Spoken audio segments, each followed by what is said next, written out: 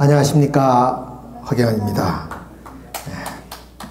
오늘은 제목이 예루살렘의 눈물, 이 세 번에 나누어서 오늘 첫 강좌가 되겠습니다. 예루살렘이라는 곳은 뭐 여러분이 아시겠습니다만 이스라엘의 수도입니다. 옛 그런 그 도시기도 하지만은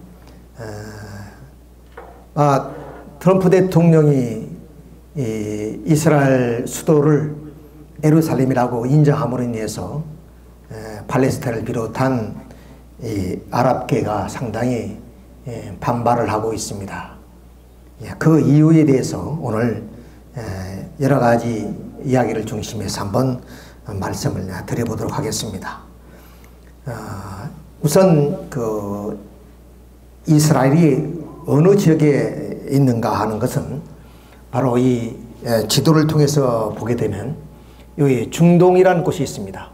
아시아의 바로 밑에 중동이라는 곳에서 바로 이 지중해를 중심으로 해서 아랍의 여러 나라와 함께 이제 공존하고 있습니다. 면적은 우리나라의 경상남북도만한 그런 면적입니다. 그러니까 대단히 작지요. 남북한 전체를 합치면 한 10분의 1 정도로 그렇게 이제 조그마한 나라입니다. 근데 이 나라는 상당히 유수한 역사를 가지고 있습니다. 우리도 뭐 반만년 역사라고 얘기를 합니다만은 이 나라도 그러한 역사를 이제 가지고 있는데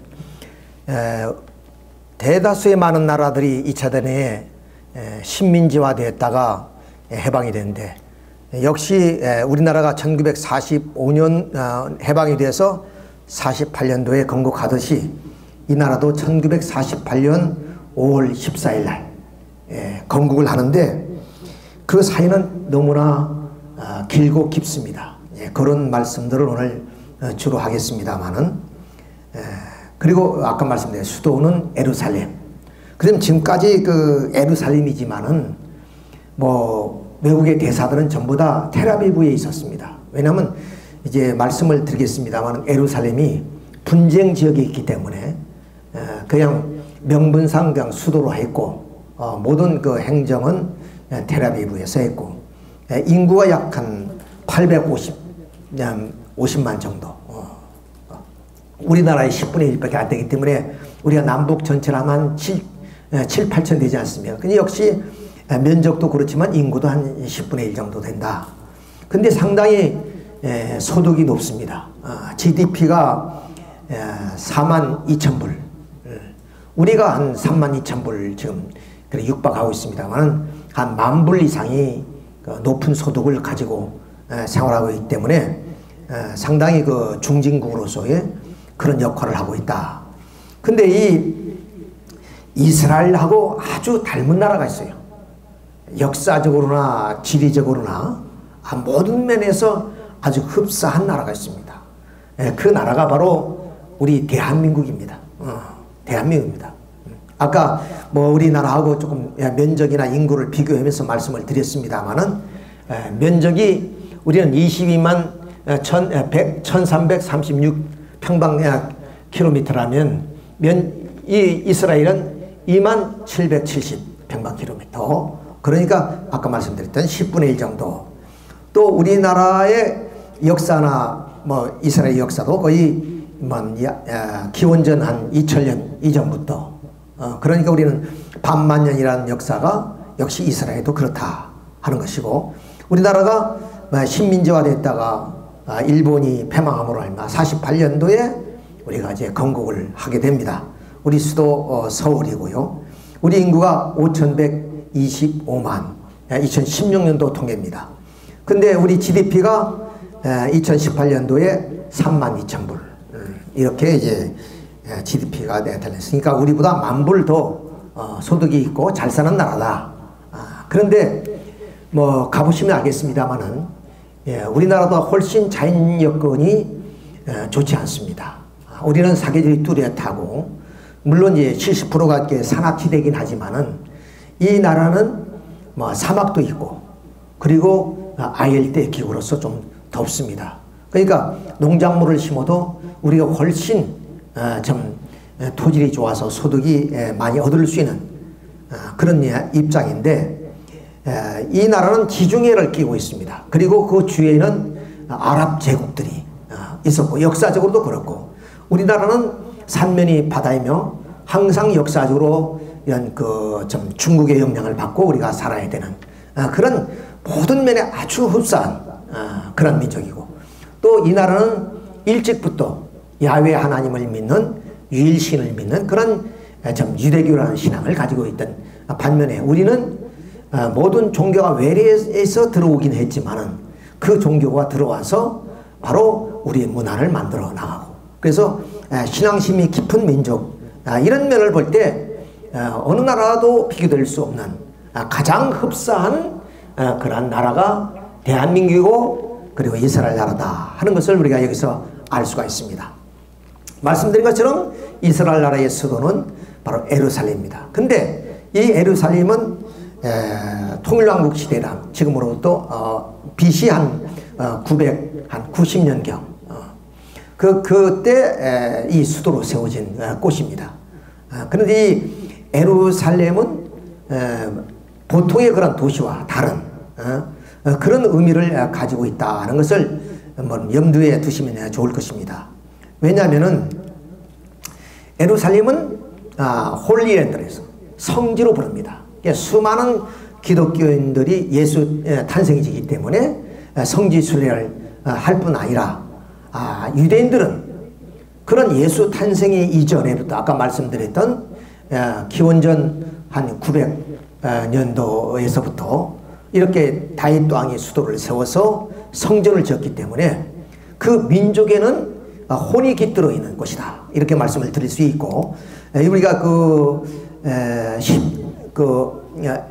성서를 보면은 바로 이는 나의 영원한 쉴 곳이다, 이렇게 말씀하죠. 예수 하나님, 그러니까 야훼 하나님이 바로 이 좀 안식하는 곳, 이것이 바로 이스라엘의 수도 예루살렘이다, 이렇게 이제 말씀을.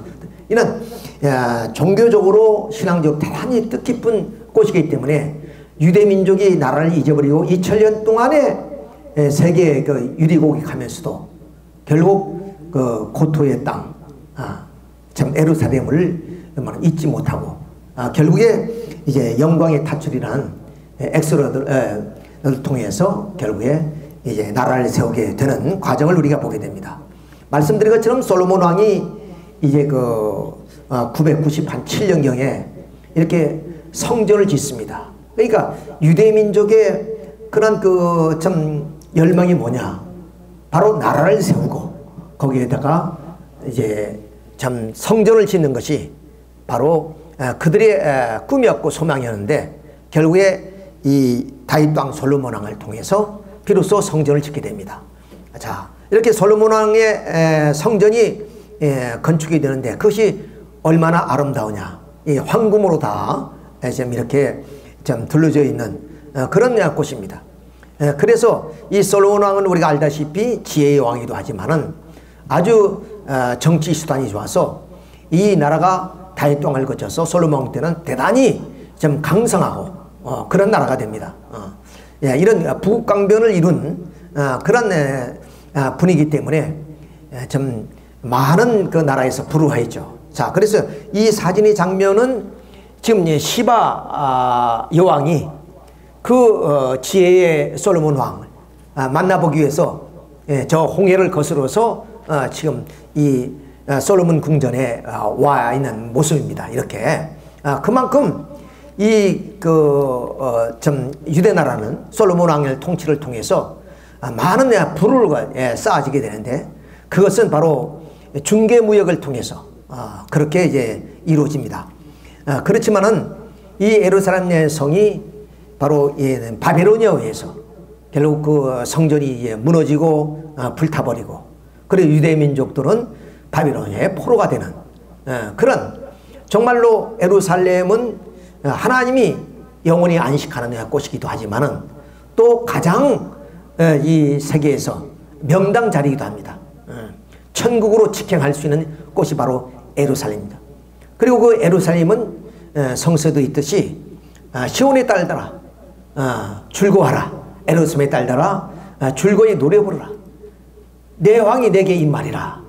예루살렘의 유대민족은 메시아가 올 것이다. 그렇게 기다리고 있었던 것이에요. 지금도 유대인들은 예수님을 메시아로 인정하지 않으니까 예루살렘에 메시아가 올 것이다. 그렇게 이제 기대를 하는 것이다. 그러니까 일반 도시와 다른 그런 바로 성지다 하는 것을 우리가 여기서 알 수가 있습니다.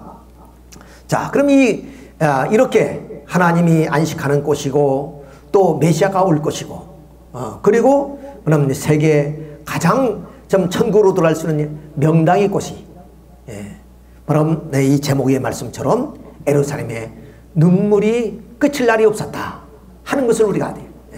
그걸 역사적으로 오늘 그 내용을 가지고 말씀을 드리고자 하는 겁니다. 자, 이 예루살렘은 이제 그 역사가 많은 그 좀 고난의 역사를 겪으면서 결국에 이 예루살렘은 유대인의 성지로만 끝나는 것이 아니라 기독교의 성지기도 하고 이슬람의 성지기도 합니다. 이게 보다시피 이거는 이제 유대인들의 그 좀 통곡의 벽이죠. 그러니까 여기가 바로 좀 솔로몬 왕이 성전을 지었던 자리예요. 근데 서기 70년 로마의 티투스 장군에 의해서 예루살렘 성전이 불타고 무너져요. 서쪽 벽 하나가 남은 겁니다. 그러니까 이 자리가 바로 성전의 자리다 하는 것을 알 수가 있죠. 그러니까 그런 그 유대민족의 성지기도 하고, 그 다음 기독교에 있어서는 예수님이 여기서 탄생하셨고 또 이적기사도 하셨고 또 여기서 십자를 지시고 가셔서 여기에 예수님이 묻혀있는 성묘교회가 예루살렘에 있습니다. 그러니까 성지예요. 반면에 이 모슬렘 쪽에서는 이슬람이 왜 성지냐, 모슬렘에는 메카, 메디아 그리고 이 예루살렘 이 3대 성지입니다. 그러니까 마호메트가 여기에서 좀 승천해서 야훼 하나님을 만났다는 겁니다. 그런데 이 유대교나 기독교나 이 모슬렘은 모두가 조상을 한 분으로 출발이 되었어요. 그분이 바로 아브라함입니다. 이 아브라함이 결국에 그 좀 백세에 난 독자 이삭을 헌재드렸던 모리아산이 바로 여기입니다. 이것이 바위예요. 이제 아까 보셨는지 모르겠습니다. 황금돔이 있는데 그 황금돔 그 안에 있는 것이 바로 이 모습입니다. 이것이 이제 바위인데 이 바위에서 바로 아브라함이 이삭 헌재를 드리게 됐다. 자, 그러면 아브라함을 조상으로 해서 유대교도 또 기독교도 그리고 모슬렘도 이렇게 나오기 때문에 이 예루살렘은 한치도 양보할 수 없는 3대 종교에 그래서 역사적으로 좀 수많은 눈물을 흘린 곳이 아닐 수가 없었다. 이렇게 볼 수 있습니다. 자, 그래서 이 예루살렘은 약 27억의 바로 성지다. 이렇게 말씀을 드릴 수 있고. 근데 이 예루살렘을 탈환하기 위해서 각 종교는 치열한 전쟁을 했는데 그것이 1096년에 일어났던 십자군 전쟁이 그 예라고 볼 수가 있습니다. 그래서 한 200년 동안 그렇게 이 예루살렘 탄환을 놓고 치열하게 기독교하고 그리고 이 이슬람하고 전쟁을 치르게 됩니다. 그런 그 전쟁을 치른 아픔의 꽃이고 눈물의 꽃이다. 이렇게 말씀드립니다. 그러니까 말씀드린 것처럼 하나님이 안식하는 곳이고 또 메시아가 좀 오실 것이라고 예언한 곳이고 그리고 세계에서 가장 명당으로서 천국을 직행하는 그런 곳. 그 곳이 오늘날 이렇게 비운의 역사를 갖고 그 투쟁이 끊임없이 계속되고 지금도 그것이 계속되고 있다. 이렇게 말씀을 드릴 수 있어요. 자, 그럼 십자군 전쟁의 일을 한번 들어보겠습니다. 아까 말씀드린 1096년에 일어나게 되는데 이 성지 탈환 때문에 그렇습니다. 예루살렘 성을 결국에 이 이스라엘이 이제 7세기 8세기를 통해서 세계의 대제국이 이루어지는 가운데서 결국에 이 이스라엘의 수도 예루살렘이 이슬람으로 넘어가게 됩니다. 자, 근데 이제 기독교인들이 성지니까 순례가 오는데 그 순례자들이 박해를 하고 또 죽이기도 하고 이래서 기독교와 연합을 해서 이렇게 지금 예루살렘을 탈환하기 위한 전쟁이 치르게 됩니다. 그것이 바로 기독교와 이슬람의 전쟁이었습니다. 이것은 그럼 초생딸과 십자가의 싸움이고 야훼와 알라의 싸움이었다. 이거 얼마나 동안이야? 200년 동안 싸웠어요. 200년. 처음은 기독교가 이제 탈환을 해서 한 100년 가까이 예루살렘 왕국을 세워서 지배를 하다가 그 이후에 이 이슬람의 살라딘이란 유명한 장군이 나타나면 그 또다시 뺏기게 돼요. 이슬람 쪽으로 넘어가죠. 결국에 이 기독교에서는 7번이나 엄청난 그 전쟁을 해요. 그러니까 저 북쪽 유럽에서 예루살렘 성을 탄환하기 위해서 7번이나 이렇게 진격을 하게 됩니다. 이렇게 엄청난 대군이 예루살렘 성 하나를 놓고 그렇게 싸웠다. 그 이유가 무엇이었느냐? 아까 자세히 말씀을 드렸듯이 하나님이 안식하시는 곳이고 그리고 메시아가 오실 그런 성도고 또 명당으로서 천국을 직행하는 그런 3대 종교의 성지이기 때문에 그렇다 하는 것을 우리가 알 수 있습니다. 자, 그래서 아까 말씀드렸던 1차, 2차에서 7차까지 전쟁을 치르는데 이렇게 성도 하나를 놓고 이렇게 참 무자비한 전쟁이 일어나게 되고 살육이 벌어지는 그것이 바로 예루살렘의 눈물이다 하는 것을 우리가 아셔야 됩니다. 자, 그래서 7번이나 이렇게 1차, 2차에서 이 예루살렘의 성지가 여기에요. 이거 하나를 뺏기 위해서 이렇게 참 양쪽에서 치열한 2세기 동안에 그런 전쟁을 치렀다 하는 것을 우리가 좀 안다면은 이 좀 종교적 입장에서 예루살렘 성이 얼마나 중요한 곳이냐 하는 것을 우리가 여기서 알 수가 있습니다. 근데 이 이스라엘 민족은 이 성도 예루살렘 성뿐만 아니라 예루살렘 그 이스라엘 민족 자체가 아까 말하면 반만년의 역사를 가지고 있는데 그 역사 속에 수많은 제국들에 의해서 침략을 받습니다. 그런데도 참 하나님의 보호하사인지 모르지만은 이 나라는 멸망하고 역사 속에 사라지지 않아요. 예를 들어서 거대했던 아시라 제국, 바벨로니아 제국, 그리고 페르시아 제국, 그리고 좀 헬레니즘 제국, 이런 제국들이 몇백 년씩 그 지중해 일대를 다 지배했었지만은 이런 나라는 다 망했고 거기에 속국이고 식민지화되었던 이 조그마한 우리나라 경상남북도 많은 이 나라는 지금도 이렇게 건국이 돼서 건재하고 있다. 이런 것을 봤을 때 이것은 좀 신의 섭리라고 이렇게 우리가 얘기하지 않을 수가 없다. 이런 의미에서 우리가 오늘 예루살렘의 눈물이라는 주제를 가지고 이 이스라엘 민족의 역사를 공부한다는 것은 대단히 의미가 있다고 볼 수가 있습니다. 자, 그래서 이런 아시리아 제국, 바빌로니아 제국, 페르시아 제국, 그리고 헬레니즘 제국을 거쳐서 결국 온 것이 뭐냐? 팍스 로마나입니다. 로마라는 도시가 제국이 형성되는 거예요. 그래서 당시에 로마는 모든 길은 로마로 통한다고 그랬습니다. 그래서 지중해를 중심한 사통팔달한 교통, 그리고 문화나 또 군사적 정치적인 힘을 통해서 세계를 지배했어요. 그러니까 당시에 로마를 접대할 수 있는 나라는 없었습니다. 이런 시대에 바로 이 이스라엘 땅은 로마의 속국이었습니다. 그때 예수님이 탄생을 하게 되는 거죠. 이런 속박 속에서 예수님이 탄생하게 된다. 근데 이거 예수님이 결국에 십자가에 돌아가십니다. 그건 십자가에 대한 내용은 내일 다음 주 또 다음 주 이렇게 두 번에 걸쳐서 다시 말씀을 드리겠는데 우선 결론적으로 말씀드려서 예수님은 예언을 하시고 돌아가시오. 어떤 예언은 돌 위에 돌 하나도 남김없이 예루살렘 성이 멸망할 것이다. 예루살렘뿐만 아니라 이스라엘 민족 자체가 멸망할 것을 예언하고 가십니다.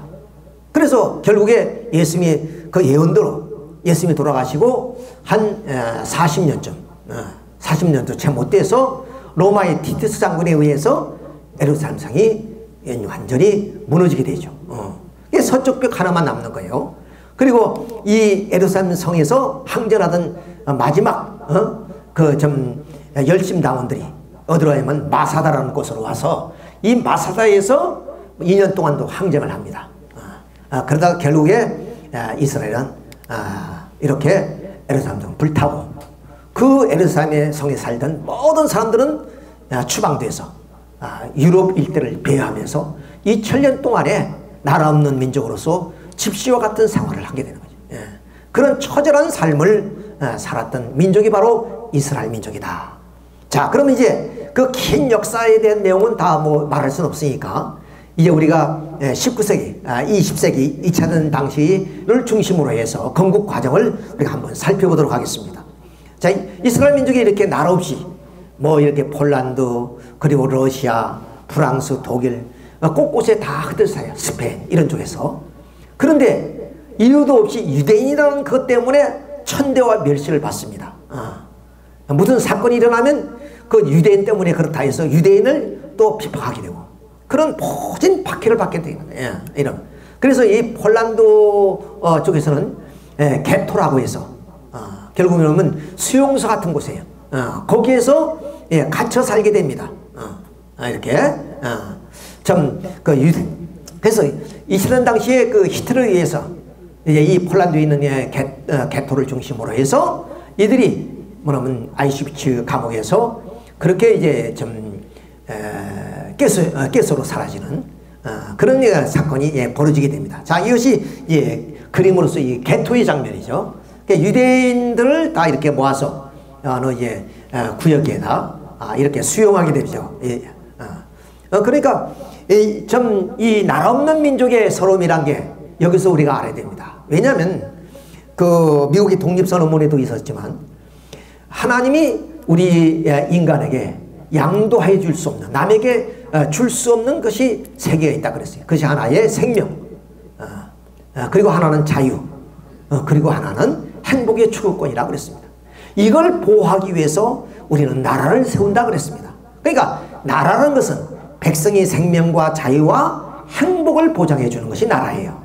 근데 이미 말씀드렸죠. 유대민족은 나라를 잊어버렸으니까 이들을 보호해 줄 수 있는 그런 권력이 없잖아요. 힘이 없잖아요.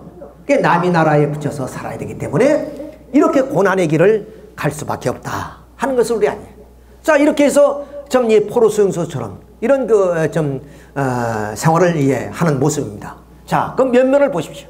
얼마나 뭐 일할 사람도 없고 처절하게 배급 타면서 그렇게 살아가는 유대인들의 모습이 이렇게 처절하다. 이것이 바로 2차 대전 당시를 중심으로 해서 좀 이루어진 그런 모습들입니다.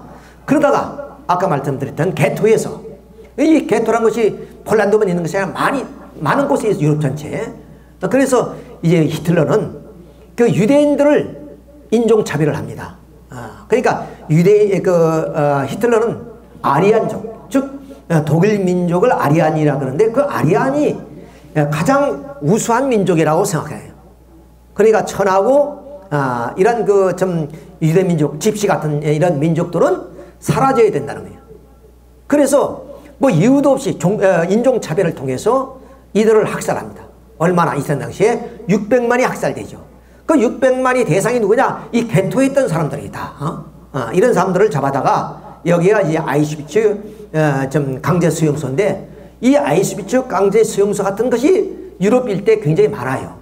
근데 특히 여기가 대단히 그 범위적으로 큰 범위인데 이곳에 전부 다 이렇게 열차로 다 수송을 해서 이렇게 유대인 복장을 입히고 이들이 결국에 어디야? 다 가스실에 들어가서 죽습니다. 자, 이렇게 보죠. 자, 이렇게 닭장처럼 뭐냐면 다 이렇게 수용이 되는 거예요. 이렇게 닭장처럼. 그러니까 이 사람들은 죽을 날만 기다리고 있는 거죠. 쉽게 말하면은 이유도 없이 유대인이라는 그것 하나 때문에 이렇게 처절하게 유대인들은 역사 속에서 학대를 받아왔다. 자, 여기 이제 뭐냐면 이것이 가스실입니다. 그러니까 옥상에서 바로 여기에 치크론의 배 청산가스라는 가스를 부어요. 근데 이 가스실에 들어갈 때는 좀 모욕을 시킨다 해서 빨가벗겨가지고 전부 다 들어가면은 문을 잠그면 바로 이 옥상에서 가스를 주입해서 이렇게 죽입니다. 이렇게 시체는 어디로 가냐? 소각하죠. 전부 다. 이렇게 소각해서 연기로 사라집니다. 그러니까 아이슈비츠 강제 수용소로 들어가면은 살아서 못 나오는 거예요. 다 가스로 결국 좀 사라질 뿐이다. 이것이 이스라엘 민족사의 비극입니다. 600만이 바로 히틀러에 의해서 희생이 되었다는 것을 우리가 알 수 있어요. 자, 이런 천진난만한 어린이들이 결국에 물론 남녀노소 가리지 않고 그 나치당은 이렇게 잡아다가 이 어린애들까지 이게 먹을 것이 없으니까 뼈만 남는 거죠. 자, 근데 이런 그 수용소를 관리했던 리차드 베어 같은 사령관, 또 뭐는 맹켈레와 그리고 누돌프 호이스 같은 이런 그 수용소 소장들이 모습을 보세요. 이 천진난만한 이런 애들을 뭐는 수용시켜 놓고 어떻게 웃음이 나올 수 있고 담배를 피울 수 있으며 인간이라면 그냥 사람이 아니에요. 이런 상황 속에서 이런 것이 뭐 한두 명이 아니라 600만이 물론 이 한 곳에서만 한 것이 아니지만은 이렇게 유대인이 희생이 되었다. 그러니까 다시 우리가 좀 원점으로 돌아가서 말씀을 드리면 그 예루살렘 성, 그 어느 곳보다도 축복받은 땅이에요. 하나님이 아브라함을 부르실 때 그런 말씀합니다. 너 애비 친척 집을 떠나서 내가 지시하는 곳 가라. 그 베델에 갔습니다. 거기 가서 뭐 말씀해요. 하늘의 무별처럼 땅 아래 모래알처럼 너희 후손이 이렇게 번창할 것이다. 이제 너로 말미암아 만민이 복을 받을 것이다. 너를 축복하는 자 축복할 것이고 너를 저주하는 자 저주할 것이다. 그러니까 그 아브라함의 후손이 이제 성도 예루살렘에서 그야말로 성전을 짓고 그런 찬란한 그런 하나의 왕국을 만들었지만 결국 좀 예수님이 십자가에 돌아가시면서 예루살렘 성이 무너지고 그들이 다시 유럽으로 흩어져서 이렇게 집시와 같은 생활은 방랑하다가 20세기 히틀러의 부하 나치당에 의해서 이렇게 처절한 역사를 가진 그런 민족사 이런 것을 우리가 한번 볼 수 있습니다.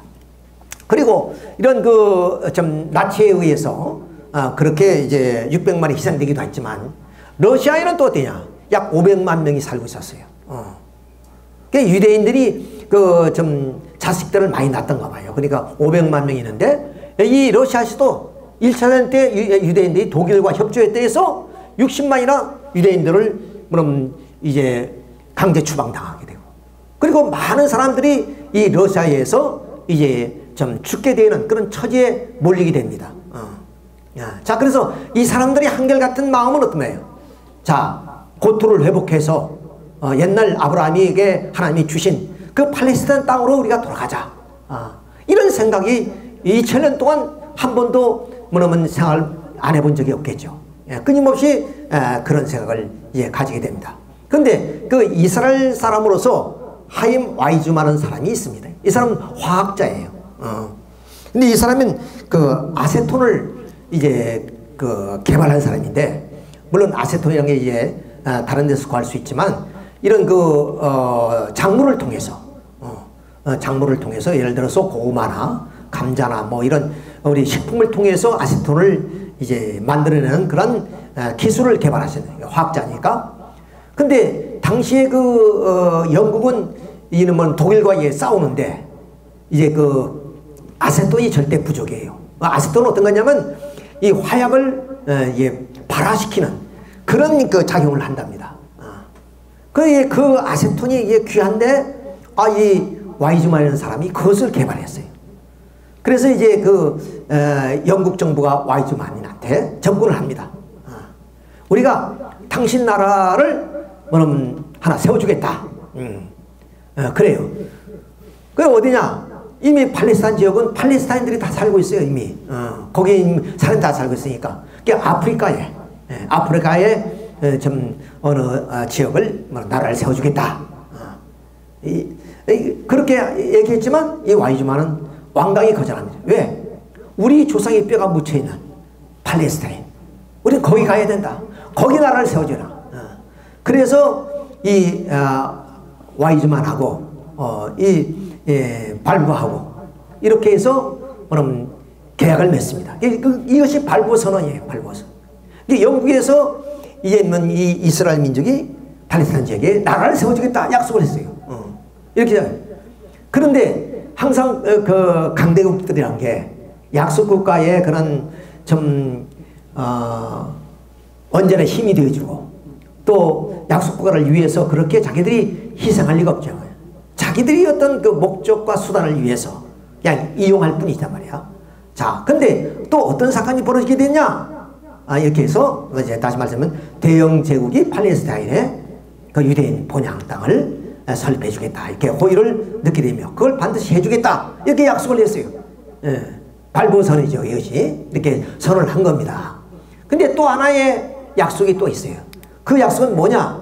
이건 맥마운 선언이라고 해서 이것은 지금 그 아랍에도 예를 들어서 여기가 이제 어디죠? 팔레스타인 지역입니다.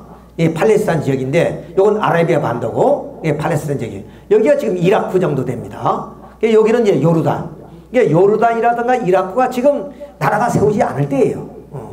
그러니까 그냥 이 팔레스타인 이쪽 이스라엘 지금 이스라엘 중심으로 해서 팔레스타인 지역이라는데 그 지역의 사람들이 그냥 유대인들도 거기 섞어서 살았어요. 같이 이렇게 이슬람하고도 뭐 공존하면서 살았단 말이죠. 그런데 아까 말씀드렸지 그 와이즈만한테는 나라를 세워주겠다. 그리고 또 어디냐? 맥마운이가 바로 그 후세인한테 그러니까 아랍이죠. 아랍 후세인한테 당신한테 나라 세워주겠다. 또 약속해요. 그것이 맥마운 선언이라 그래요. 그래 양쪽에 나라를 세워주겠다니까 이것은 모순이죠. 그렇잖아요. 이 지역에 어느 한 나라만 세워야 되지 두 나라가 세워질 수 없잖아요. 근데 양쪽 다 약속을 했어요. 이것이 강대국들의 그런 전략입니다. 그러니까 이 전쟁에서 승리하기 위해서 수단과 방법을 가리지 않은 거죠. 아세톤을 얻기 위해서 나라를 세워주겠다. 그러기도 하고 이렇게 또 이 맥마운 그 선언을 한 이유는 배경은 뭐냐면 이 아랍이 여기는 오스만 터키예요. 그때 이제 1차 대전은 오스만 터키하고 독일하고 이렇게 연합해서 싸웠잖아요. 오스만 터키하고 같이 싸워주면 연합해서 싸워주면은 그러면 이 아랍에다가 나라를 세워주겠다. 이것이 맥마운 선언이에요. 그러니까 이 아랍인들도 열심히 오스만 터키하고 싸웠단 말이에요.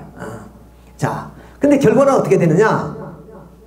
자, 이거 보기 전에 자, 이게 빨간 선 라인으로 그어지는 것이 오스만 투르크의 영토였습니다. 옛날 최대 영토죠. 이렇게 상당히 로마만큼이나 큰 땅을 가지고 있었습니다. 자, 그런데 이제 점점 영토를 잃기 시작했어요. 그래서 1871년까지는 알제리가 이제 넘어갑니다.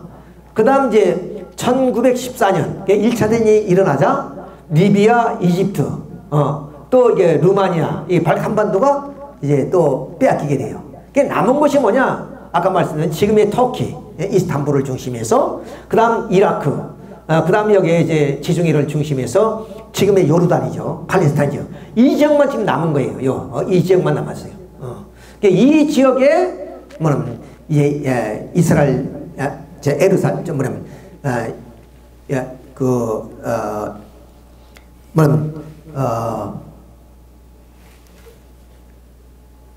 아랍인들, 내가 하도 혼동해서 아랍인들을 나라를 세워주겠다. 이렇게 약속. 그것이 맥마운 선언이다. 그럼 결과적으로 어떻게 됐냐? 자, 봅시다. 결과적으로 이제 이렇게 약속을 했는데, 아까 말씀드린 후세인하고 맥마운 선언을 했죠. 선언해서 이 아랍 나라를 세워주겠다. 아랍의 나라를 세워주겠다. 이렇게. 지금은 어디냐면 이 오스만 터키의 지배를 받고 있으니까 오스만 터키를 물리치면은 거기다 영국이 나라를 세워주겠다. 자, 그래서 이제 그 맥마운 선언을 한 겁니다. 그걸 아마 아랍인들은 믿었겠고 이스라엘 민족도 발부 선언을 통해서 믿고 있었겠죠. 자, 근데 결과는 어떻게 되냐? 이 영국과 프랑스가 이들을 속이고 어디냐? 바로 사이커스 피코 협정을 맺어요. 이건 무슨 말이냐면은 여기 지도를 잘 보면은 이것이 이제 우리 38선 같은 선입니다. 남쪽에 이 빨간 레드존, 빨간하고 이 지역은 영국이 관할하고 이 선을 넘어서 요 하얀 부분하고 이 파란 부분은 프랑스 영으로 그렇게 이제 자기들이 그러니까 이제 그 오스만 투르크가 멸망했으니까 그러니까 그렇게 이제 차지하게 되는 겁니다. 이렇게 이것이 사이크스 피코 협정입니다. 그러니까 이 땅에 뭐 아랍인들이 나라를 세워주고 팔레스타인 지역에 물론 유대인들이 나라를 세워준다고 약속해놓고 그러면 그건 하나의 거짓말이었고 자기들이 이 땅을 차지하게 됐다. 이것이 좀 강대국들이 횡포다 이렇게 볼 수가 있습니다.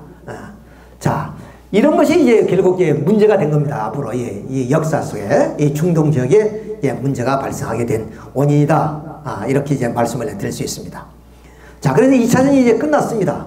아까 말씀드린 실질적으로 발부선을 통해서 뭐 영국이 팔레스타인 지역에 유대인이 나라를 세워준 것도 아니고, 그 다음 이제 뭐냐면 여기에 이제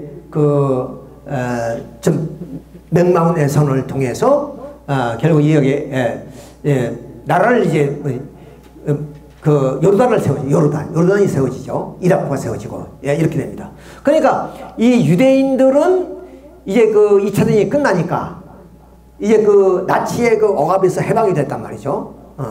그러니까 이제 그동안에도 2000년 동안 유럽 사회에서 배회하면서 모진 박해를 받았는데 이참에 우리가 좀 우리 조상이 살던 고토로 회복해서 팔레스타인 가자. 그래서 이제 물밀듯이 쉽게는 미랑선을 타고 이쪽으로 오는 겁니다. 그러니까 프랑스, 이탈리아 이런 쪽에 있는 사람들이 뭐냐면 그 미랑선을 타고 여기 들어와요. 근데 여기가 뭐냐면 아까 말씀드린 것처럼 영국이 지배하고 있었다. 영국이 영국령으로 돼 있어요. 지금 이 팔레스타인 지역이 영국령으로 돼 있어요. 그러니까 영국에서 그들을 들어오지 못하게.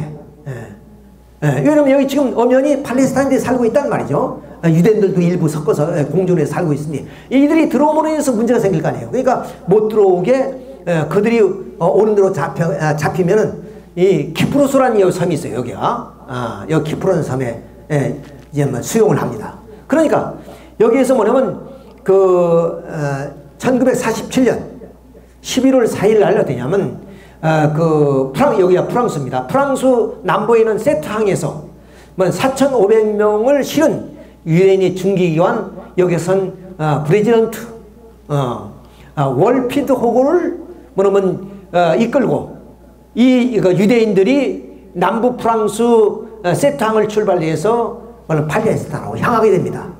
이렇게 그래서 향하는데 영국 함대에 의해서 뭐냐면 잡히게 되죠. 자, 영국 함대에 의해서 잡히게 되는데 아까 말했던 이 섬에 여기 섬에 뭐냐면 정박이 되집니다. 그것이 뭐냐면 유명한 영광의 탄철 엑소더스입니다. 여기에서 뭐냐면 이 4,500명의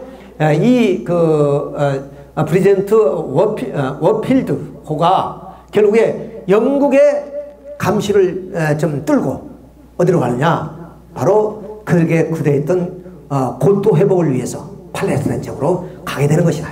그러니까 영국의 감시를 뚫고 출발했다 해서 그것을 우리는 영광의 탈출이라고 해요. 엑소더스.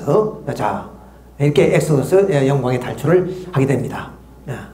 자, 그래서 이제 그리던 고토, 하나님이 주시고 좀 다윗 땅에 세웠던 그 예루살렘 성으로 들어가게 되는 이것이 바로 좀 1960년대 만들어졌던 영화 엑소더스 영광의 탈출. 근데 그 영화 가운데 주제가가 있어요. 주제곡이 더 유명합니다. 그 주제곡을 우리가 한번 여기서 들어보도록 하겠습니다.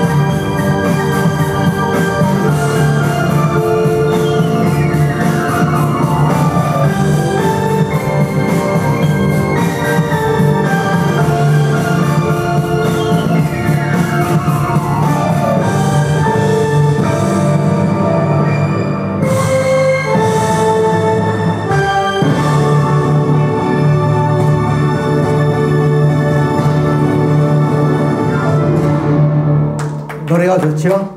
예. 영화보다 노래가 더 유명합니다. 지금으로부터 약 한 50년, 60년 된 그 영화지만은 지금도 참 대단히 인기가 있고 노래가 지금도 많이 이제 불려지고 있습니다. 이스라엘 민족의 고난의 역사를 딛고 결국에 건국하는 그런 영광을 노래한 노래다 이렇게 볼 수가 있습니다. 그런데 이제 건국이 하자. 그러니까 1948년도에 47년도죠. 좀 유엔에서 여러 회원국들에 의해 가지고 결국 팔레스타인 지역에 유대 국가 건립을 허용하게 되죠. 이렇게 그 팔레스타인 지역에 52대 48이나 그러니까 52는 바로 유대 민족이 살 수 있는 넓이고 48은 팔레스타인들이 사는 그로 인해서 결국에야 지금까지 팔레스타인들이 살았던 그 지역에 유대 국가가 세워진다니까 결국 아랍 제국이 뭉쳐가지고 전쟁을 일으켜요. 이것이 바로 중동 전쟁이라고 이렇게 말씀을 드릴 수 있습니다. 그래서 바로 이 중동 전쟁이 1948년도 그러니까 건국한 그 해에 전쟁이 일어나게 돼요. 자, 여기 전쟁을 보게 되면은 자, 레바논이 여기입니다. 이 레바논에서 침략하죠. 그러니까 시리아에서 침략해요. 그럼 이라크에서 침략해요. 그 다음 요르단에서 침략하고 그 다음 에집트에 침략해요. 아랍 5개국이 이 조그만한 우리나라 경상남북도만한 나라를 뭐는 독립을 허용하지 않는다는 것이요. 이미 유엔은 그것을 허락했지만은 아랍 제국은 그것을 용납하지 않았어요. 이 전쟁이 일어났습니다. 그런데 이미 뭐 건국하자마자 그렇게 뭐 군사력이라든가 또는 뭐 군비라든가 이런 것들이 다 정돈되어 있을 리가 없단 말이에요. 그래서 결국에 뭐 독일이 패망했지만 쓰던 것들 가지고 그런 것들을 이제 무기를 수입하고 또 미국에 이전해서 이 48년이라는 전쟁을 무사히 극복합니다. 참으로 놀라운 일이죠. 여기 보면은 요르단이 뭐냐면 약 한 그 18,000명에서 12,000명 정도 이런 그 병력을 가지고 있고 이라크는 12개 여단 한 21,000 병력이 있고 이투는 약 병력만 해도 대단하지만은 그런 그 좀 전력상 대단한 그 전력을 가지고 있다는 것도 우리가 알 수 있고 시리아가 3개 보병연대 가지고 있고 레바논 경우에는 3,500명 조그만 나라니까 어떻든 간에 이렇게 아랍 5개국이 힘을 합쳐서 신생국가를 좀 침략했으니까 신생국가로서 어떻게 그것을 감당할 수 있었겠어요. 그러나 그렇게 2000년 동안 나라를 찾고자 해서 고토 회복을 했기 때문에 그들은 생명을 걸고 나라를 지켰다.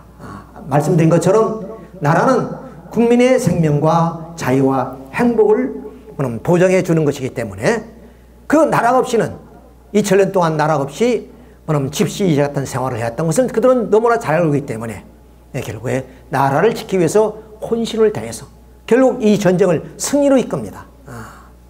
자, 이렇게 그 위기의 상황 속에서 결국 이스라엘은 48년도 전쟁을 통해서 승리를 이끌게 돼요. 근데 제2차 중동 전쟁이 또 발발해요.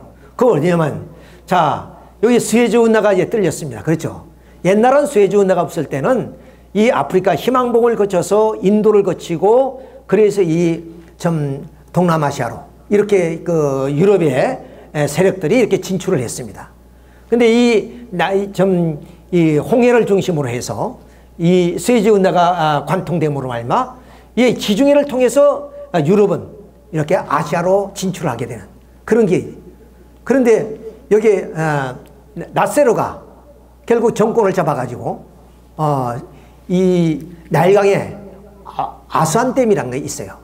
이렇게 나일강을 막아야 물의 범람을 하기 위해서 아스완댐을 막으려는데 돈이 없으니까 영국과 미국의 차관을 요구했는데 그것을 거절합니다. 그러니까 이 나세로는 결국 이 소련의 원조를 받아가지고 그 아스완댐을 완성합니다. 이런 의해서 이런 그 자유 진영 국가는 결별하는 입장이 되고 그리고 나세로는 결국 이 수에즈 운하를 국유화시켜 버려요. 그동안엔 영국이 지배했던 그런 곳인데 그러니까 영국, 프랑스가 만약 이것이 국유화돼서 이 관문이 막혀버리면 다시 이렇게 돌아야 될 거 아니에요. 예, 그런 입장이기 때문에 여기서 전쟁이 발발합니다.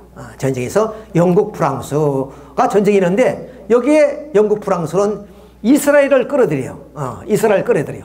자, 이것이 수에즈 운하입니다. 이렇게 상당히 이제 뭐 배가 뭐 횡렬로 이렇게 세척에 갈 수 있는 그런 넓이의 그 항공모함도 다닐 수 있고 이것이 수에즈 운하입니다.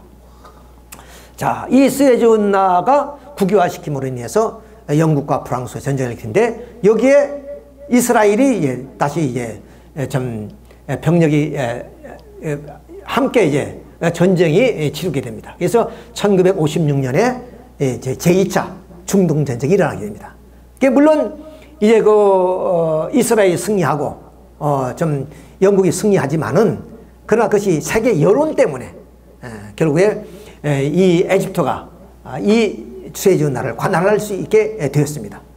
그래서 결국에 제2차 전쟁은 그렇게 해서 결국 어떻게 보면 에집트만이 확실하게 이 수에즈 운하를 관할할 수 있는 그런 하나의 어떤 좀 명분을 주게 됐다. 이렇게 볼 수 있어요.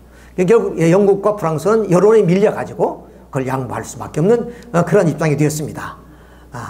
자, 이렇게 제2차 중동전쟁이 끝나자 이렇게 제2차 중동전쟁은 이스라엘이 여기에 참가를 해서 함께 싸웠던 그런 전쟁이다 말씀을 드리고 제3차 전쟁이 일어나요. 중동이. 그것이 67년에 일어납니다. 이걸 우리는 흔히 6일 전쟁이라고 그래요. 왜? 6일 동안에 이스라엘이 승리를 거둬요. 그러니까 이 아랍이 이 아랍 군대가 침략할 것을 정보를 알고 그럼 이 이스라엘이 대비를 했다가 그 전쟁에 승리를 한 겁니다. 자, 이렇게 해서 이 6일 전쟁을 통해서 여기가 이제 홍해고 아까 수에즈 운하죠. 여기가 이집트입니다. 그러니까 여기가 시나이 반도예요. 이 시나이 반도란 건 물론 이제 모세가 뭐냐면 그 엑소더스 할 때 이 시나이 반도 광야를 건너서 가나안 땅으로 돌아오죠. 여기는 황무지예요. 황무지. 풀 한 푸기 없는 그런 황무지지만은 이 엄청난 땅을 6일 전쟁을 통해서 이스라엘이 뭐냐면 좀 여기에서 승리하고 이 땅을 차지하게 됩니다. 이렇게. 자, 그 다음에 어쩌면 여기서 이제 그 6일 전쟁이 에집트하고만 싸운 것이 아니라 시리아하고도 싸워요. 시리아가 이제 또 침략을 하게 되는데 여기서 이제 싸워가지고 이 골란고를 바로 이스라엘이 차지하게 되죠.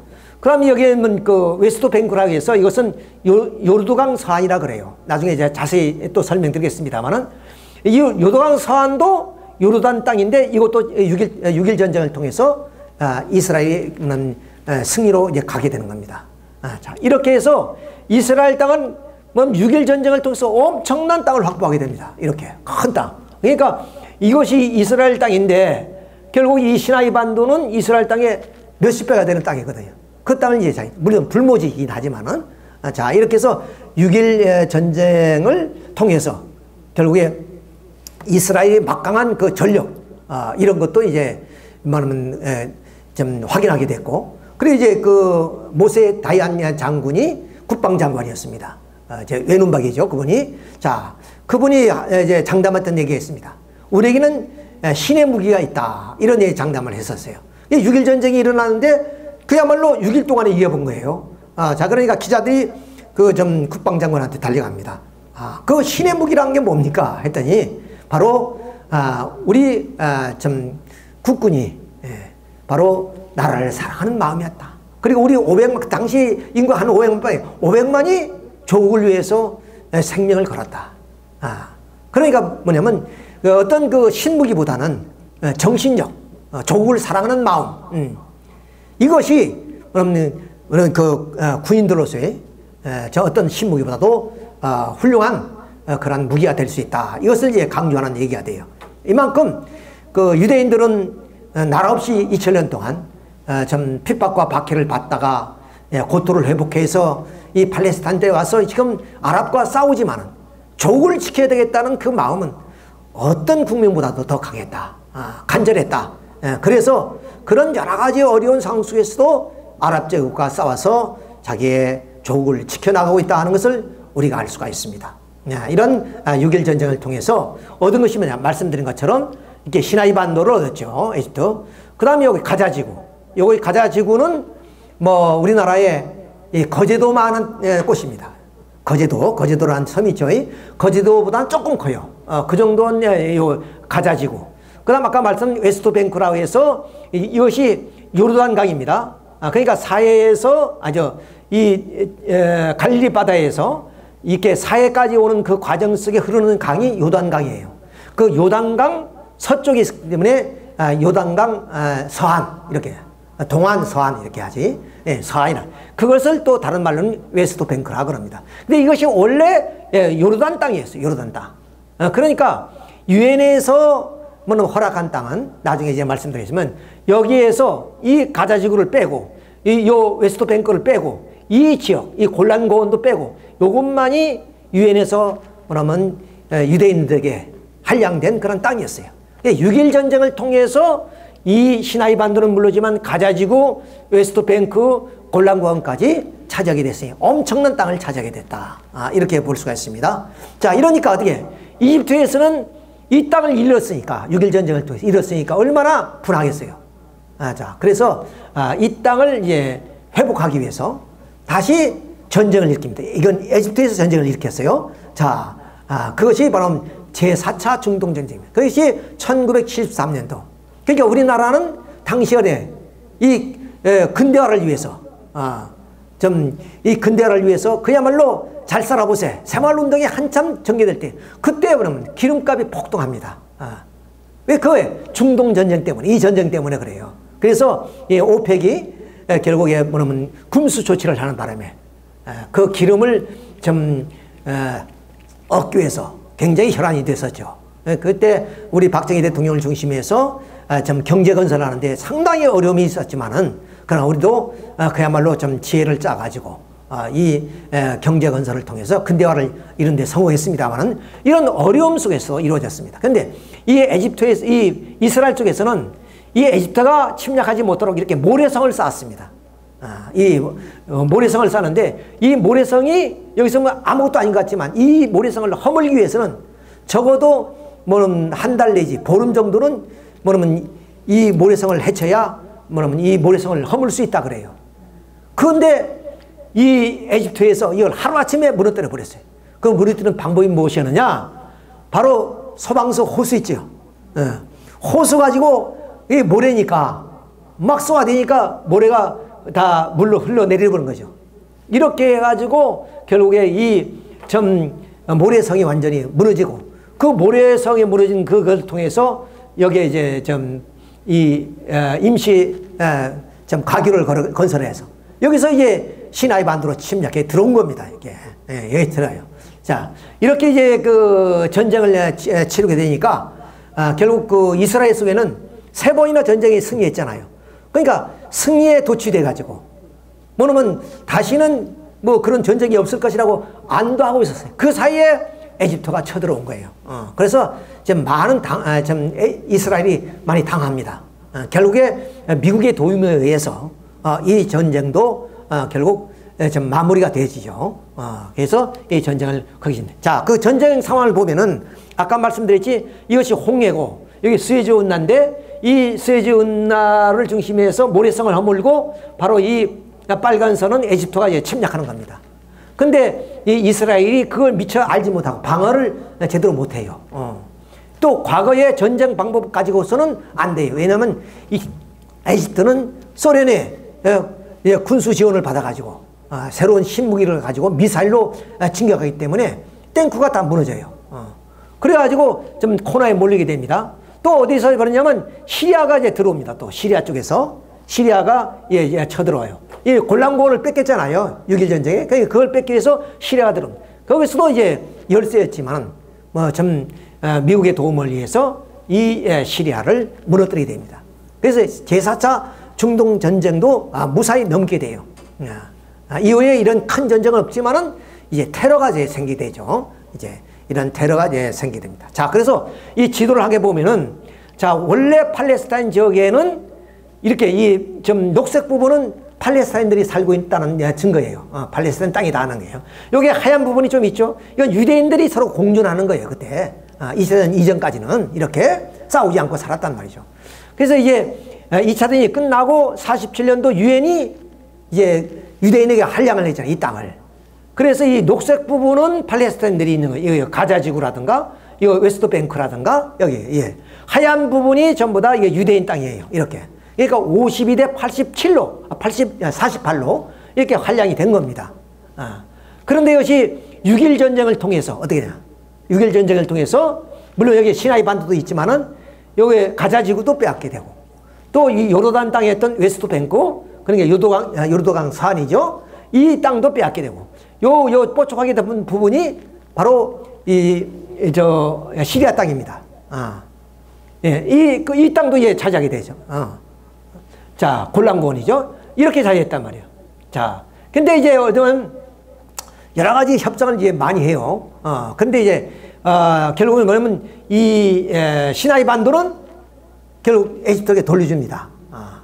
그러면 나머지 데는 안 돌려줘요. 이게 가자지구라든가 웨스트뱅크라든가 골란고는 그대로 가지고 있는데 이 웨스트뱅크에도 이게 좀 녹색 부분이 이렇게 있지 않고 이렇게 있죠. 이것은 뭐냐면 이 웨스트뱅크 안내, 즉 요르단 서안 안내 유대인 정착존을 만들었어요. 유대인 정착존. 그러니까 이것이 뭐냐면 팔레스타인만 살게 되면 팔레스타인 땅이 돼버리잖아요. 그러니까 팔레스타인 땅으로 인정이 안 되게끔 하기 위해서 정략적으로 유대인들이 여기에 보내가지고 거기다 정착존을 만들어서 유대인들이 살게끔 만들기 때문에 이 부분만 지금 이 웨스트뱅크 안내 이 부분만 지금 팔레스타인이 살고 있습니다. 그것도 이제 나중에 그림을 보여주겠습니다만 8m의 장벽을 쌓아서 팔레스타인들이 외부로 나오지 못하도록 그렇게 말하면 수용소가처럼 만들어버렸다 하는 것을 알 수 있어요. 자, 이제 그림을 더 자세히 보여드립니다. 여러분 쉽게 이해하기 위해서 이게 복잡한 내용이기 때문에 이렇게 그림을 그려서 이해를 시키지 않으면 안 되기 때문에 이렇게 그림을 자주하는데 이것이 유엔이 허락한 땅이에요. 팔레스타인 지역에. 자, 그러다가 67년 바로 이 6.1 전쟁을 통해서 이렇게 아까 가자지구하고 요르단 서안하고 골란고원을 차지하게 됐다. 이게 말씀을 드렸어요. 이렇게. 그러니까 이것이 요르단 땅인데 완전히 이제 이스라엘 땅으로 이제 넘어오게 되어버렸단 말이에요. 자, 이런 속에서 그러면 이제 이스라엘은 우리가 여기 지도를 보면 요게 빨간 부분이 이스라엘 땅입니다. 우리나라 경상남북도 많은데 그 외에는 이라크, 요르단, 사우디아라비아, 시리아, 터키, 또 에집트 이거 전부 다 이슬람권 나라들이에요.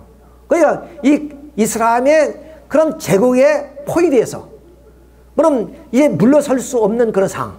이것이 바로 이스라엘 국가에 가는 입장이다. 우리가 똑같아요. 우리가 6.25 전쟁이 일어나니까 됐어요. 물러설 곳이 없어요.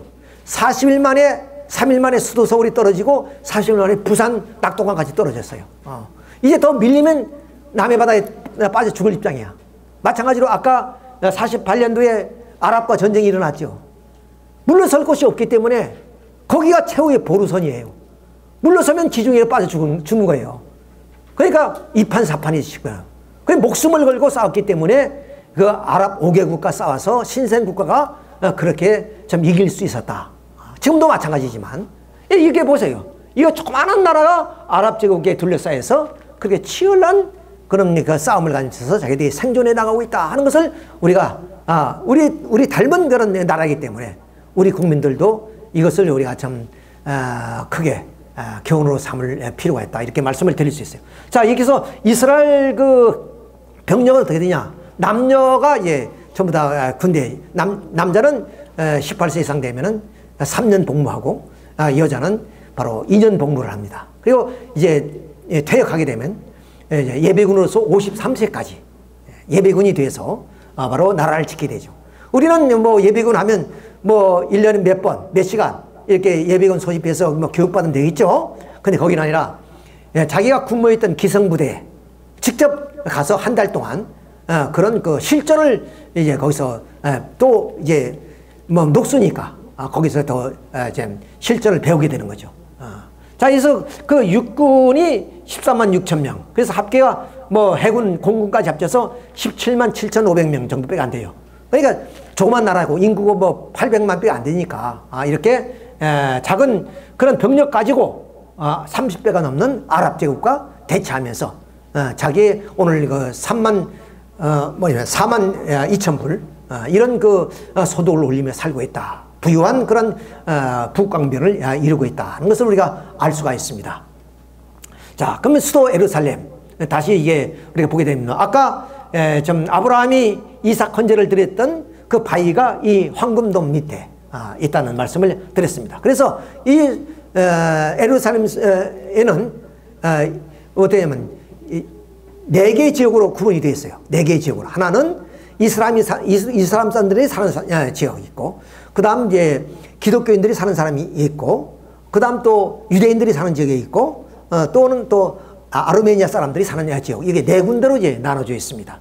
이 또 자기들은 이제 그 테러가 자주 생기니까 팔레스타인들이 이런 테러를 막기 위해서 항상 좀 뭐 휴가 갈 때도 총을 휴대하고 이렇게 또 길거리에서 자연스럽게 이렇게 좀 국방의 의무를 다하는 모습을 우리가 볼 수가 있습니다. 근데 이제 팔레스타인 지역도 어떻게 됩니까? 이렇게 무방비 상태로 있으니까 PLO라는 하나의 기구를 이제 만들게 됩니다. 해방기구죠. 그러니까 팔레스타인 해방기구. 이렇게 그걸 우리 약칭 PLO라고 합니다. 자, 팔레스타인의 그 PLO의 이장이죠. 이분이.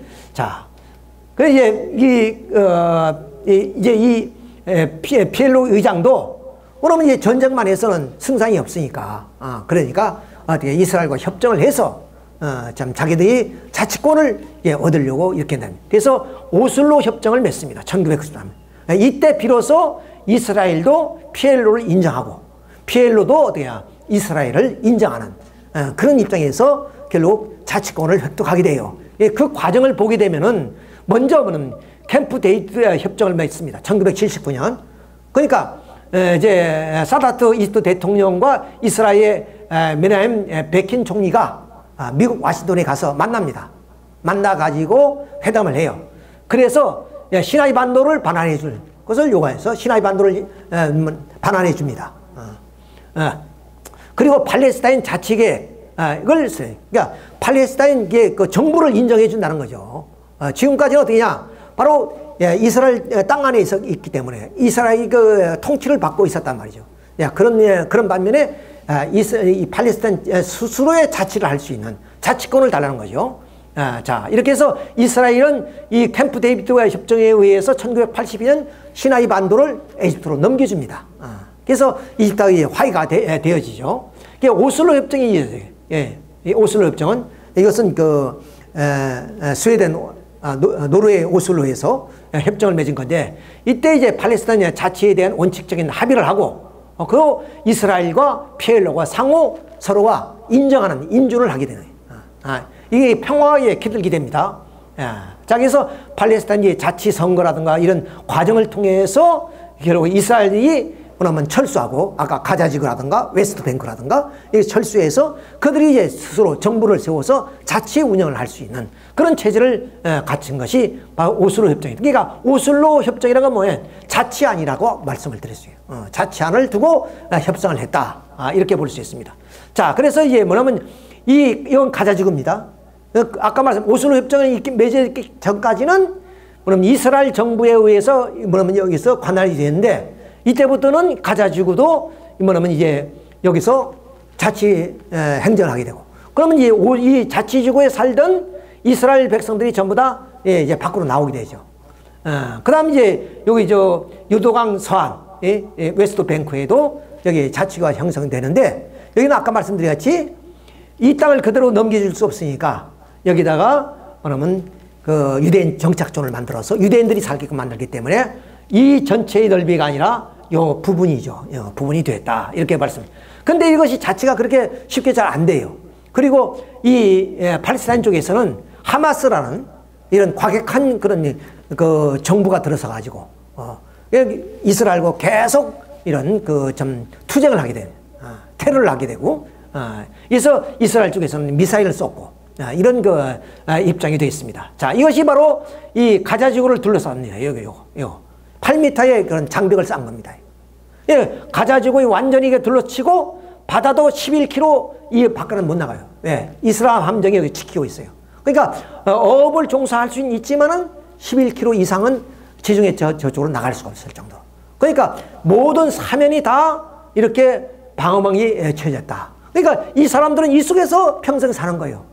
물론 여기에 있는 사람들 가운데 일부가 이스라엘 땅에 있는 산업 공장에 와서 노동자로 일하는 사람들이 있죠.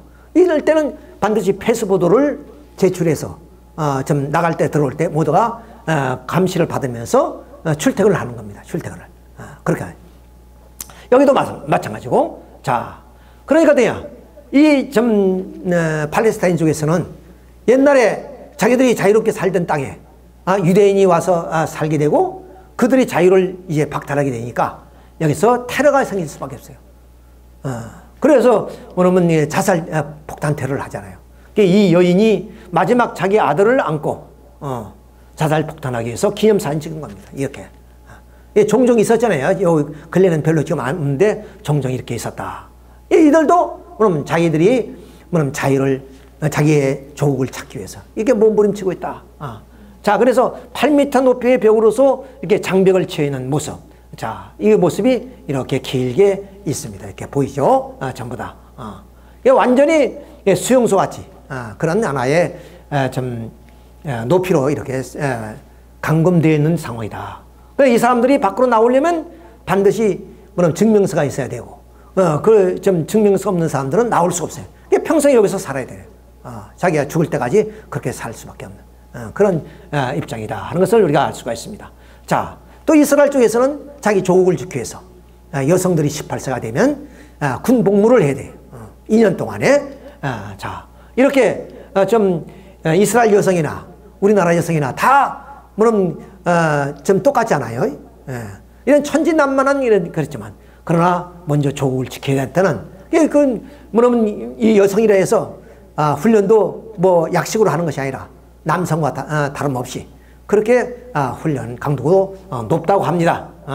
자, 이렇게 특수 훈련을 받는 이런 모습들을 우리가 볼 수가 있습니다. 왜? 조국을 지켜야 되기 때문에 그렇다. 그래서 남녀노소를 가리지 않고 조국의 운영을 위해서 이런 이스라엘 민족은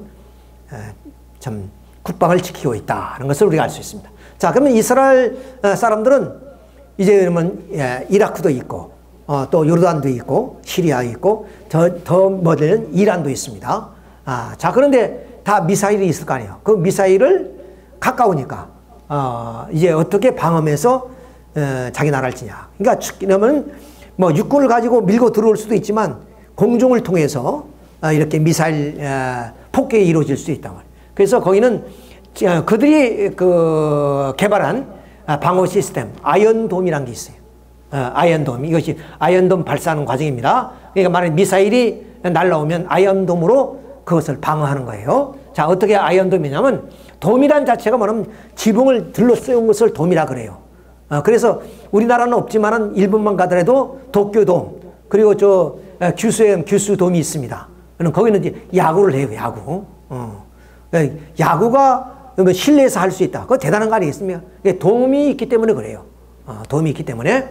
그러니까 이 아이언돔이란 건 뭐냐면 마침 이 이스라엘 예루살렘 도시를 이렇게 돔처럼 쌓은 것처럼 완벽하게 미사일을 요격할 수 있는 요격 미사일이 바로 아이언돔이다 말이에요. 90% 이상 정확률을 가지고 있다 그래요. 그들이 그 미사일 요격하는 데는 다단계로 되어 있습니다. 다중 체계를 가지고 있단 말이에요. 우리는 뭐냐면 이제 요새 사드가 들어와서 그나마 이게 그걸 이제 안심만 되지만은 여기는 이제 지금 4단계죠. 그러니까 2, 3km에 떨어지는 것은 아이언돔으로 막아요. 그다음 그보다 또 15km 정도의 것은 다이엇 물매라고 해서 다이엇 실링 이걸로 막게 되고, 그럼 또 50km, 100km 넘는 것은 아롱이라는 것을 가지고 막아요. 이게 다중 체제를 가지고 있어요. 이렇게 완벽하게 국민이 그러면 재산과 생명을 보호하기 위해서. 그래서 미사일이 날라오면 우리나라 같은 경우는 더 피하라고 사이렌을 울릴 거 아니에요. 사이렌 안 울려요. 왜? 이미 이런 다중체제에 미사일 시스템이 되어 있기 때문에. 예? 그럼 그 90%의 정확도를 가지고 그 미사일을 요격하니까 대피할 필요가 없죠. 대피할 필요가 없어요. 그만큼 이스라엘은 자국의 좀 국민들이 생명과 재산을 지키기 위한 좀 국방에 최선의 임무를 다하고 있다. 이렇게 우리가 볼 수가 있습니다. 자, 이것이 뭐냐면 아이언돔입니다. 이것이. 그다음 다인물배. 이것이 한 50km, 40km죠. 에로가 50km에서 100km, 에로 3 이렇게 되어 있다. 이런 다중체제로 가지고 있다. 우리는 뭐 제일 낮은 단계는 패트리어트. 그 다음은 사드 아니에요. 그거밖에 없잖아요. 지금 우리 수도 서울이 뭐는 휴전선에서 40km밖에 안 됩니다. 마찬가지로 이스라엘도 가자지구 하마스가 통치하는 그 가자지구에서 미사일을 쏘면 바로 앞에냐. 그리고 뭐 이란이라든가 이라크라든가 가장 가까운 데 있기 때문에 얼마든지 미사일이 날라올 수 있기 때문에 아이언돔 이런 것으로서 지키듯이 우리도 40km밖에 안 되잖아 말이에요. 그런 데서 만약에 날라오면 그 수도 서울을 방어할 수 있는 시스템이 있느냐? 지금으로서는 완벽하게 없는 거죠. 완벽. 그냥 도피 훈련도 안 하잖아요. 그러니까 뭐 예를 들어 각자 국민이 알아서 미사일이 날라오면 숨어야 돼 자기가. 국가가 책임질 수 없다. 그러니까 얼마나 이 국가가 무능하냐 하는 것을 우리가 알 수가 있습니다. 이것이 뭐냐면 그 다인물맷 그런 그 방어 시스템입니다. 자, 근데 이스라엘 사람들 어떠냐? 자기의 군인들을 사랑해요. 국민들이 자기의 그 좀 국방의 임무를 다하는 군인들을 상당히 존경하고 사랑합니다. 우리는 흔히 군발이라 그러잖아요. 적당히 가서 옛날에 지금은 그런 거 없지만 적당히 가서 3년 떼오고 오라 그러죠. 요령껏 떼오라 그래요. 가서 뭐 고생한 놈은 바보라 그러잖아요. 근데 미국이나 이런 이스라엘이나 이런 선진국가는 대단히 국민의 생명을 지키는 군인들을 존경하고 신뢰를 합니다. 그 한 얘기가 이제 우리 보면은 바로 이 에어프랑스 항공기가 139편이죠. 이것이 이스라엘 공항을 떠나서 그리스 아데네 공항을 경유해서 프랑스의 두골 공항으로 가는 도중에 납치가 되어버렸어요. 그 이제 납치가 되니까 우간다의 뭐냐면 테러 단체예요. 그래서 우간다 공항 벤데르 공항인가 이름을 잘 모르겠네요. 그 공항까지 그 납치가 돼서 갔습니다. 프랑스 에어프랑스가. 그러니까 여기에 어떻게 많은 사람들이 이스라엘 국민들이 많이 타고 있었어요. 이걸 구출하기 위해서 바로 특수부대가 이까지 비행기를 타고 날아갑니다. 이렇게 날아가는데 이 사람이 오면 특공대 요나단 네탄야후 중령입니다. 네탄야후 중령의 동생이 뭐냐면 이스라엘 수상이에요. 그 형님인데 이분이 특수부대 그때 당시에 중령이었단 말이야. 이 사람이 좀 특수부대를 이끌고 가서 이 비행기에 진입을 해서 그 테러 분자들을 제압합니다. 4명인데 대화는 4명을. 무사히 모든 그 납치범을 살해하고 나서 모두가 구출을 합니다. 이렇게 자국민이 어디에 가든지 이 이스라엘에서 여기가 어디입니까? 이까지 가서 자국민을 구출한다. 이렇게 자기 국민을 사랑하는 그런 군인들이다 하는 것을 알 수가 있습니다. 그런데 이분이 죽어요. 이분이. 자기의 부하들은 다 사는데. 왜? 이스라엘 군인들은 전쟁이 일어나면은 사병이 먼저 앞장서는 것이 아니라 장교가 앞장을 섭니다. 그러니까 6.1 전쟁 때도 어떠냐? 외신들이 타전을 합니다. 전쟁이 막 일어나니까. 근데 외신들이 종군 기자들이 뭐냐면 들어온 내용을 보니 뭐냐? 이스라엘이 승리를 점치고 있어요. 왜 점치느냐? 바로 아랍에서는 사병들한테 전진하라 그런단 말이야. 장교는 뒤에 있고. 근데 이스라엘 쪽에서는 나를 따르라 그런단 말이야. 나를 따르라. 장교가 앞장서서 사병들을 이끌어가요. 그러니까 사병을 사랑한다는 말이에요. 그러니까 이스라엘 군인들이 전쟁이 일어나면 장교가 많이 죽습니다. 그건 앞장서기 때문에. 마침 그 요나단 넨타냐후 중령도 앞장서서 가다가 결국에 그 좀 테러 분자에 의해서 총을 맞고 죽습니다. 이분 혼자. 이렇게 좀 이스라엘 국민들은 결국 자기 나라를 지키는 군인들을 신뢰하고 또 이 군인들은 자기의 조국을 지키고 국민의 백성을 지키는 그런 국민들이다.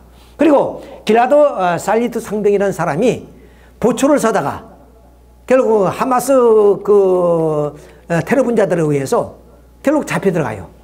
그래서 5년 동안 갇힙니다. 그러니까 이스라엘에서는 자국의 병사가 잡혀갔으니까 구출하기 위해서 5년 동안 수업 차례 그걸 실시했지만 다 실패로 끝났어요. 그래서 협상을 합니다. 한 사람을 놓고. 근데 이제 그 하마스의 그 뭐냐면 테러 분자들이 1020명 대 1명 이거 좀 바꿔요. 이렇게 해서 1대 1027 거래를 해가지고 이 길라도 살리트 상병이 무사히 5년 동안 감금됐다가 구출되는 장면입니다. 그만큼 자국의 병사를 사랑하고 국민을 사랑하는 군인이고 어떤 좀 정부였다 하는 것을 우리가 여기서 알 수 있어요. 자, 이것은 미국입니다. 미국의 뭐냐면 이게 탈리반에 의해서 버그달 병장이 뭐냐면 잡혀갔어요. 이게 죽게 되었습니다. 협상을 해도 잘 안 돼요. 근데 할 수 없이 미국에서 관타나레 이런 그 아프가니스탄의 테러범들을 좀 잡은 놈들이 있단 말이에요. 다 간부급들이네. 이 사람 6명을 바꿨어요. 6명하고. 그러니까 자국의 병사를 이렇게 한 명이라도 생명을 귀하게 생각한다 하는 것을 미국 군인들도 이렇게 보여주고 있다. 조국이 끝까지 책임을 져준다. 근데 우리나라 경우 봐요. 야, 우리 6.25 당시에 오늘 포로로 잡혀가서 이 북한이 꼼수를 가지고 그 포로 교환할 때 안 보내준 사람이 약 5만 명 이상 돼요. 그 5만 명이 이제 뭐냐면 되게 탈북자 가운데 포로로 있다가 탈북한 그 분들이 계시단 말이야. 몇 분이 오셨죠. 탈북해서. 그분들의 증언에 의하면 탄광에서 노동하고 있는 그런 것들을 우리가 이제 많이 듣고 있는데 그런 사람들 포로를 뭐냐면 데려오기 위해서 뭐냐면 한 번도 그렇게 시도를 해본 적이 없어요. 회담을 시도한 적이 있다. 뭐냐면 노무현 대통령도 북한에 갔었고 김대중 대통령도 갔었고 회담도 그동안에 많이 했잖아요. 그런데 포로에 대해서는 한마디도 안 했다는 거예요. 그러니까 우리 정부가 우리 국가가 우리 국민의 생명을 책임지지 않는다는 거예요. 누가 이런 상황 속에서 조국을 위해서 희생하고자 하는 사람이 있겠느냐 말이에요. 그러니까 간혹 우리가 뭐 좀 이 관료도 계층에서도 자기 아들을 군대 안 보내는 사람도 있잖아요. 그런 것 때문이라고 볼 수 있어요. 나라에 충성해봤자 나라에서 그것을 인정해주지 않는다. 그래서 미국은 철저하게 그러니까 그 죽더라도 유해까지 찾아와요. 유해까지. 전쟁터에서 죽은 그 미국의 병사의 유해까지라도 돈을 주고 그것을 가져오는 그렇게 좀 군인을 사랑하는 그런 그 나라요 정부요 백성이기 때문에 그 신뢰가 있어서 또 군인들은 국가를 위해서 충성을 다하는 것을 우리가 알 수가 있습니다. 또 하나 얘기하면 오바마 대통령이 바로 이제 오래된 겁니다. 오바마 대통령 당시니까 야, 참 이거 아프가니스탄에서 전쟁을 하는데 바로 전쟁을 하고 돌아오다가 특수부대가 30명이 아프가니스탄 반군들의 쏜 미사일에 맞아서 헬기가 추락해서 죽습니다. 이것이 이제 그러면 도보 공군기지에 그 유해를 싣고 옵니다. 밤중에 오는 거죠. 밤중에 아프가니스탄 오는데. 근데 이게 도보 공군기지가 어디냐면은 바로 그 뉴욕의 근처에 있어요. 뉴욕. 그러니까 워싱턴에서 뉴욕까지는 마침 우리나라 서울에서 부산 정도 거리입니다. 그 거리까지 새벽에 대통령이 비행기로 날아가서 바로 이렇게 그 비행기를 맞이하는 거예요.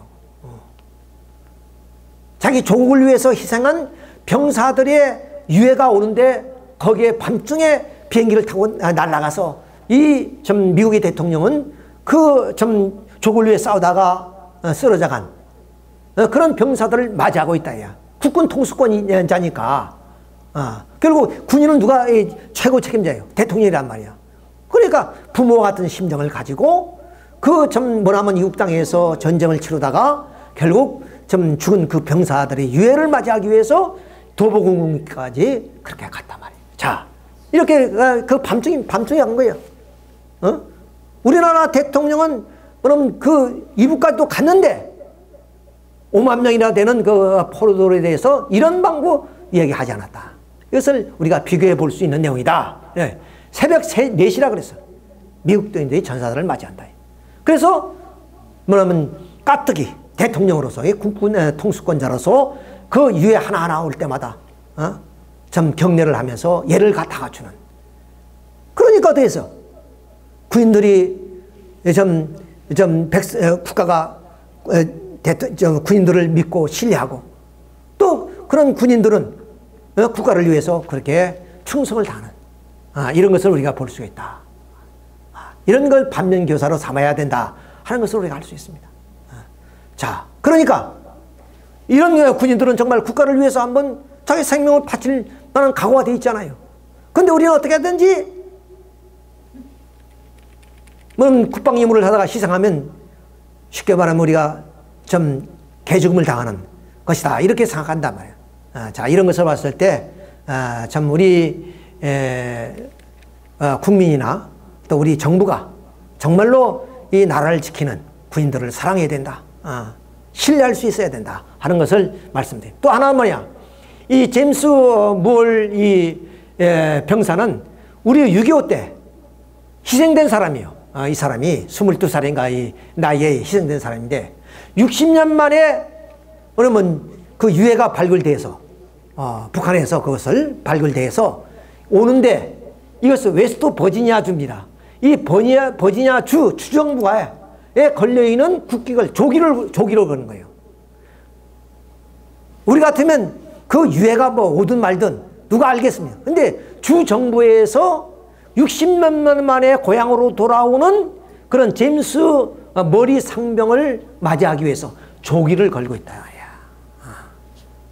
그러니까 대통령에서부터 주정부 지도자 또는 국민들까지 모두가 다 군인을 신뢰하고 사랑하고 있다는 것을 우리가 알 수가 있습니다. 자, 이것은 또 뭐냐면 1차 대전 때 뭐냐면 전쟁을 치르고 다 돌아가셨는데 한 분이 남아 있었어요. 오바마 대통령의 제임스에 그 한 분 마지막 분이 사망을 해서 이제 웰링턴 국립묘지에 묻히는데 그 하관식의 대통령이 일정이 없던 그것을 물리치고 바로 알링턴 국립묘지까지 찾아가서 예를 갖추는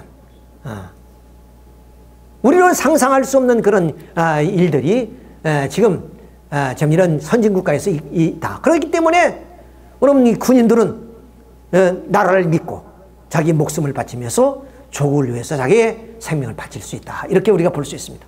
자, 이것은 연평해전의 얘기입니다. 참 참스려우가 우리가 이제 그러니까 2002년이죠. 월드컵이 있을 때 그때 6월 30일 날 6월 28일입니까? 이 서해전이 벌어졌단 말이야. 북한 함정이 들어와서. 자, 그래서 6명이 이제 돌아가시게 됩니다. 전사합니다. 자, 그게 장례식 날이에요. 그러니까 6월 30일인가 7월 1일쯤 되죠. 30일 날 장례식 하는 날 우리 대통령이 어디 갔어요? 일본 축구 구경 갔어요. 일본 천황하고 만나가지고 축구 구경하고 있다니까. 나라를 지키다가 지금 전사에서 그분들이 유해를 모시고 마지막 영렬식을 하는데 영렬식에 참석한 사람 군인으로서 아무도 없습니다. 자, 총리도 참석하지 않았고 그 다음 국방장관도 참석하지 않았고 육군 참모총장도 안 갔고 누구만 해군 참모총장만 참석했어요. 자, 거기에 뭐 희생된 어머니는 어떻게 했어요? 한이 맺힐 거 아니에요. 한이 맺힐 거 아니에요. 장대 같은 아들이 그렇게 전사해서 돌아왔으니 기가 막히지 않습니까? 국군 통수권자가 바로 이런 자리에 있어서 유가족을 위로해주고 가는 영령을 위로해줘야 되는 거 아니겠어요? 자, 이게 기가 막힌 사람. 거기에 참여한 사람 누굽니까? 대통령도 불참했고 총리도 불참했고 그리고 국방부 장관도 불참했어요. 모두가 불참했습니다. 해군 참모총장만 참여했다고 그래요. 이것이 우리의 현실이다. 그러니까 어찌해서 군인들이 자기 생명을 바쳐서 조국을 지키려 하겠느냐 그 말이에요. 예? 자, 우리는 이런 그 이스라엘이나 이런 선진국가의 좀 그 군인을 사랑하는 그런 마음을 보면서 우리가 받는 교사로 삼을 수밖에 없다 하는 것을 우리가 여기서 알 수가 있습니다. 자, 이 박동혁 병장을 지원한 사람이 바로 이 심장내과 교수 이봉기 교수입니다. 이봉기 교수가 자기 딸에게 편지를 썼어요. 딸이 편지를. 이런 나라에 태어난 것을. 유진아, 내가 태어났던 해에 아빠는 이런 젊은이들을 봤단다. 조국을 위해서 몸을 바쳤는데 대통령도 없고 총리도 없고 국방부 장관도 오지 않고 그런 데서 연결식을 가졌다. 자, 이런 것을 이봉기 교수가 토로하고 있는 내용입니다. 한편은 또 이런 그 친북 세력들이 국회의원들이 이런 건 알아듣지 않고 이런 그 서해전이라든가 천안 침몰 사건들이 다 조작이라고 얘기하잖아요. 자, 이것이 우리나라의 현실임을 우리가 직하면 정말로 군인을 사랑하고 또 군인은 이 조국을 사랑하고 그래서 군인을 신뢰할 수 있는 우리 대한민국이 됐으면 좋겠다. 자, 그런 나라를 우리가 만들어가야 된다. 그러니까 우리가 좀 건강한 나라 그리고 튼튼한 국방력을 통해서 우리 조국이 앞으로 통일로 이끌어가는 그런 과정 속에는 뭐냐? 안보가 제일 아니야. 안보가 무너지면 모든 건 무너지지만 경제가 무너지면 경제는 국민들이 고통을 넘어서서 언젠가는 회복할 수 있습니다. 우리 IMF도 그렇게 해서 극복했잖아요. 그러나 안보가 무너지면 모든 것이 다 무너져요. 그러니까 첫째도 안보고 둘째도 안보입니다. 그 안보의 일선에 서 있는 군인을 신뢰할 수 있는 그런 우리 국민이 되어야 되고 정부가 되어야 된다. 또 그 정부는 그 군인들을 위해서 사랑하고 최선을 다해서 우리가 보호해 주지 않으면 안 된다.